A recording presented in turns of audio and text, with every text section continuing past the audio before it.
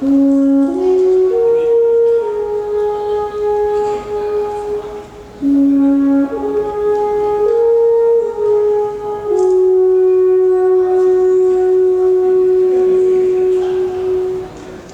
everybody, and welcome to the Alphorn part of this morning. The Alphorn, fact or myth, it is an icon of Swiss originality, of the Swiss character, stubborn and independent, an acoustic expression of the fight of the Swiss to always avoid submission into a larger entity. The Swiss used to fight the Roman Empire. They resisted the German Kaiser Empire for about 800 years.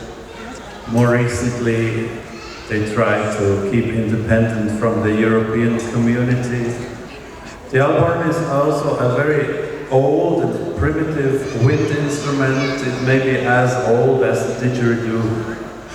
And the urge can be found in many cultures, a way to make the human voice grow stronger and carry over larger distances. This mosaic was found in Western Switzerland. It's almost 2,000 years old, and it shows a herdsman playing a curved horn. Also, animal horns were used to blow. The tips were cut off and the sound would carry for large distances. The bullhorn was also used as a battle horn, used in battles to rally the troops and to frighten the enemy. The legendary Uri-Stier horn was the horn, according to legend, of a huge bull who fought a dragon and killed the dragon, but was also killed in this battle. And this Uri-Stier horn was used by the old Eidgenossen troops in their many fights against the Habsburg Empire. Many herdsmen, shepherds, cowherds would create instruments with material they found in their surroundings. Like this example is a horn made of willow bark. Here you see pine trees growing on a steep slope, so the bottom would be curved because of the pressure of wind and snow. This curve would serve as the end piece of the horn, and it was found to be acoustically very, very good. I quote from a book, the first book that's written in English about the Alphorn that was issued last year by Charlotte Wignau. She writes about the acoustic preference of this curve. The Krump, or the end curve of the Alphorn, makes the overtones coincide exactly with the theoretical harmonic line. This is not the case for any other conical musical instruments, such as trumpet or clarinet, which differ from it. So, it creates a warm and pleasant sound like no other. The Alphorn or alpine horn is built from pine or Swiss stone pine. Swiss stone pine is a very special wood which grows only in the Alps up from 1500 meters to 2.5.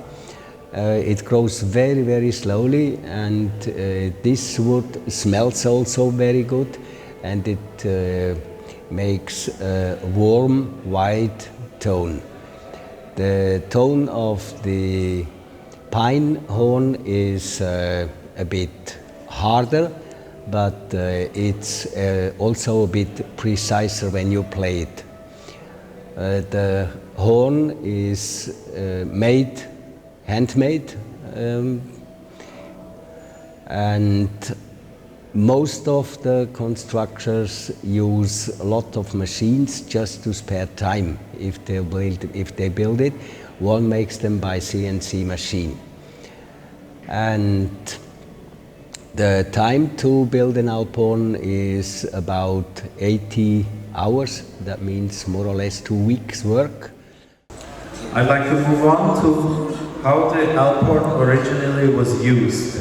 The Alphorn originally was not an artistic instrument, but it was used as a tool in everyday work. The alpine herdsmen would blow their horn to attract the cattle and make them return to the stable to be milked. It would be played in the open generally, where its sound would travel as far as 8 kilometers, thus saving the herdsman a lot of labor work. And it's still the case that cows, cattle, animals will react to the sound of the Alphorn, as I myself could find many times. It is often said that an Alphorn was used to communicate with other people, but there's no confirmation of that. I'd rather think it's a romantic notion to call the Alphorn the mobile phone of earlier times.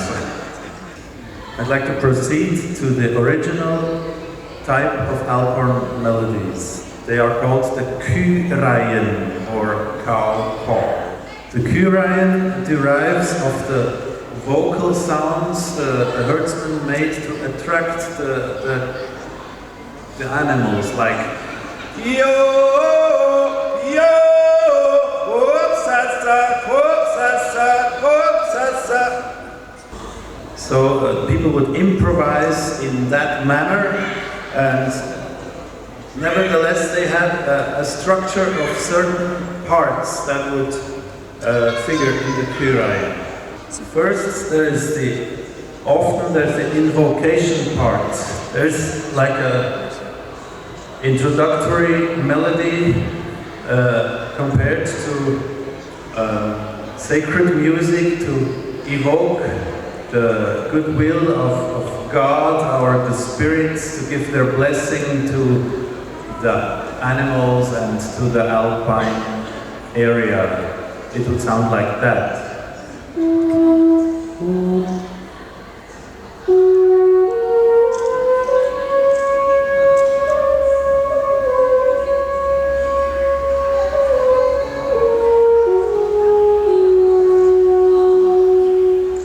This would be followed by the actual Kuhreihen, the attracting call, luring the animals. This would go like that.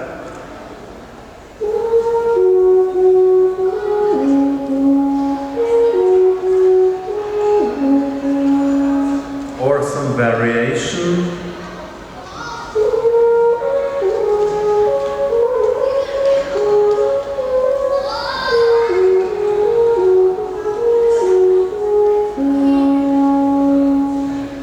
Repeated motives that could be prolonged.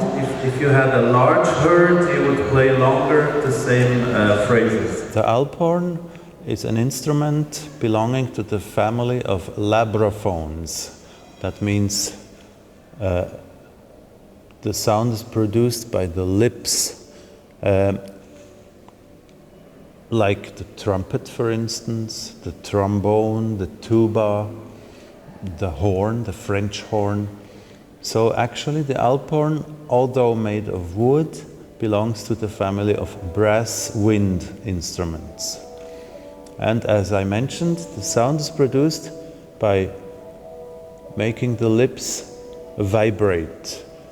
You put the lips together and you press some air out between and produce this vibrating sound.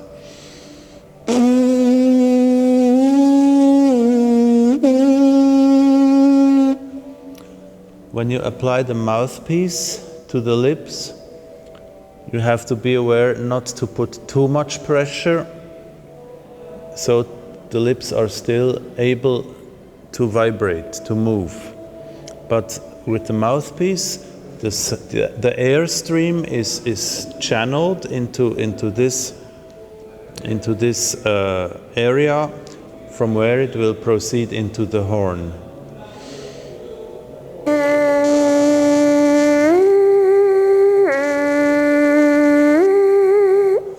And inside the horn, there are the curve of the vibration of the sound and its overtones. That means there are certain sound waves produced by this vibration.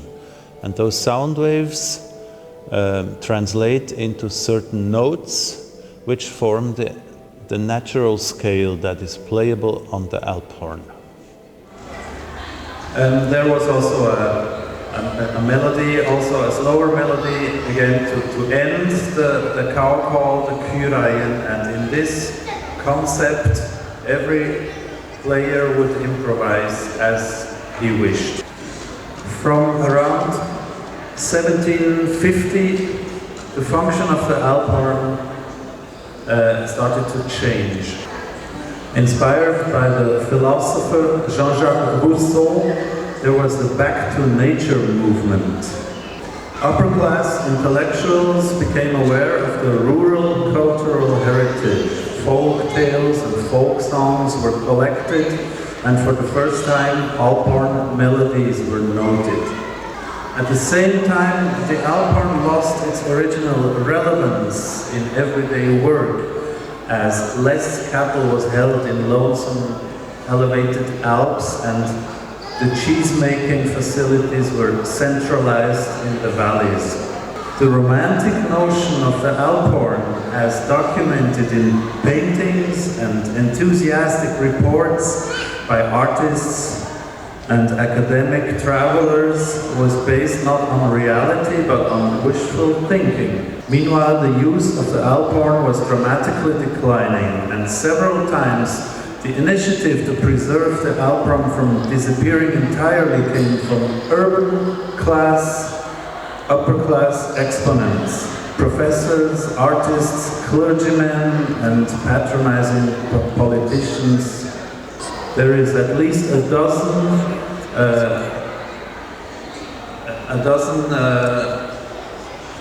times it is recorded such initiatives happening between 1800 and 1900.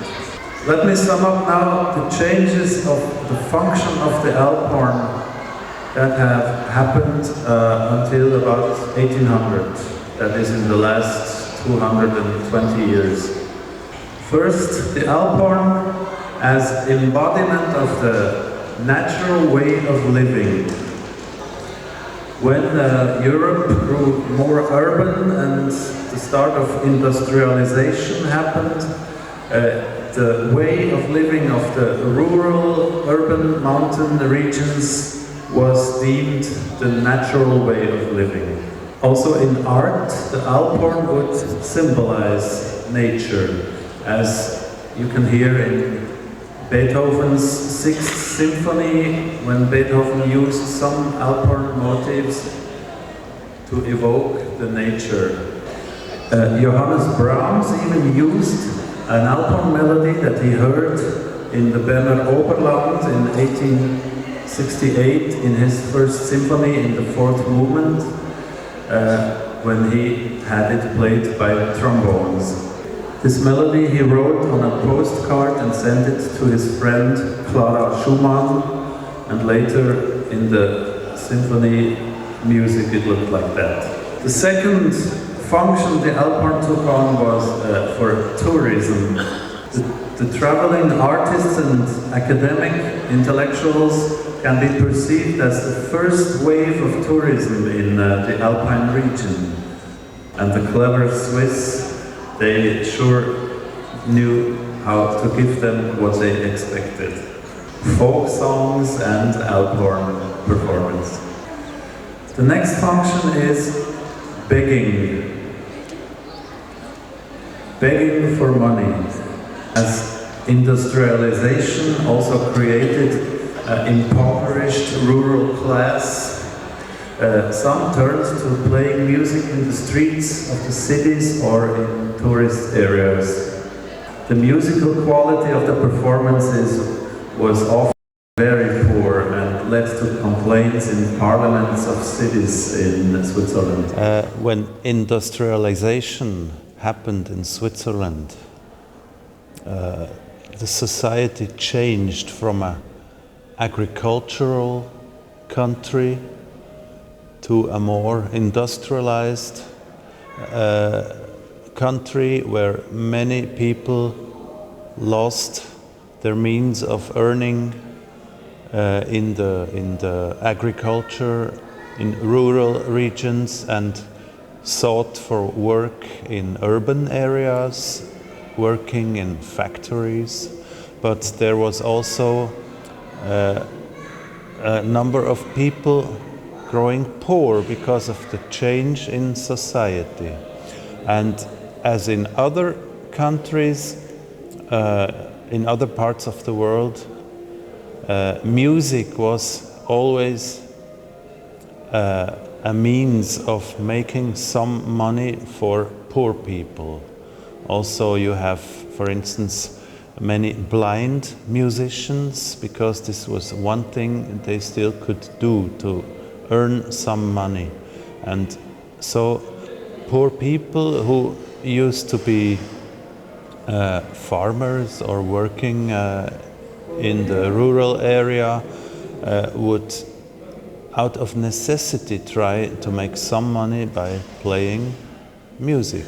And music that they knew was music played by the Alphorn.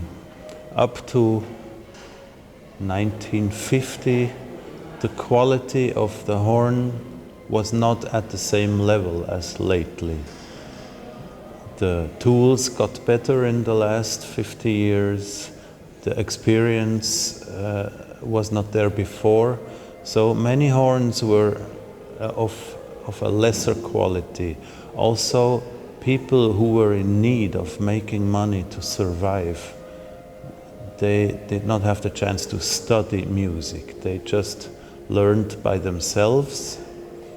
They didn't know every aspect that was important to play music on a trained level, but they just played out of necessity. So sometimes they didn't know much, but they had no other opportunity to make some money. So they played as they could, and some didn't play very well then. At the end of the 1800s, or during the 1800s, there was also the function of creating a national identity for Switzerland. After the Napoleonic era, 1798 to 1803, the Swiss needed some new identity. Alphorn music and folk art served to bridge the gap between urban and rural parts, also prepared the mindsetting that led to the founding of the modern Swiss Republic in 1848. By the end of the 19th century, the function of mental defense became more important. In that time, Europe was very, very unstable. Nations were created, nations disappeared from the map, and the multilingual Switzerland needed a national culture.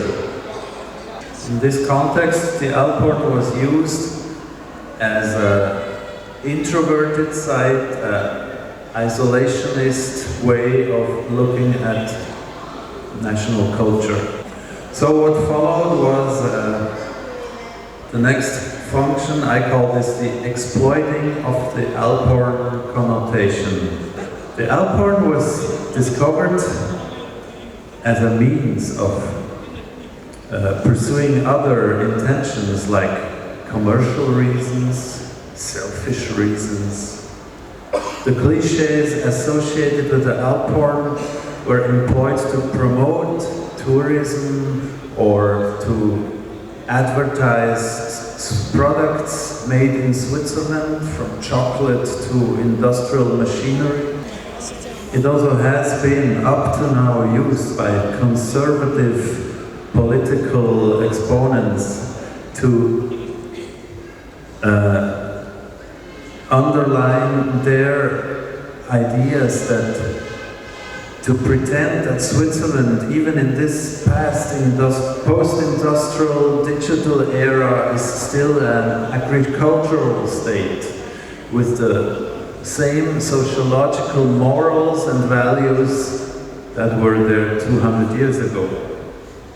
For the last part, I like to talk about the function that is closest to my heart, the musical and creative function of the Alphorn. Since its inclusion into the Swiss Yodeling Federation, the playing of the Alphorn was strictly regulated. For instance, multi-part harmonic playing was not authorized until 1973. The first female Alphorn player was also accepted in 1973 to the Yodeling Federation. But starting in the 70s, Alphorn was discovered by people outside of the organized playing, and it started to show up in classical music, even in jazz, and the global folk movement also took notice. With its unique sound and its special series of notes, which does not correspond with the diatonic or chromatic scales that we normally have in Western music, the Alphorn today is an attractive means of artistic expression.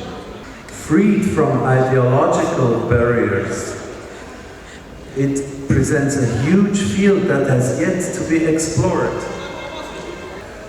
To me, being a trained jazz musician, the occupation with my cultural roots and with the music tradition of my country where I was born is a core intention of my artistic striving. The motto, to conserve means carrying on the flame and not guarding the ashes, may sum up my intentions. With this mindset, I am permitted, no, it is asked for, it asks for experiments in different styles and settings, in always respecting the tradition and honoring the traditional way of playing. It allows global interaction, come into contact with other cultures. It is my belief that music is the true universal language which is understood all over. It transcends geographical or language barriers. I think there is no more recent proof or better proof than this event today, 2014, here in Xiangyu. Thank you for your kind attention.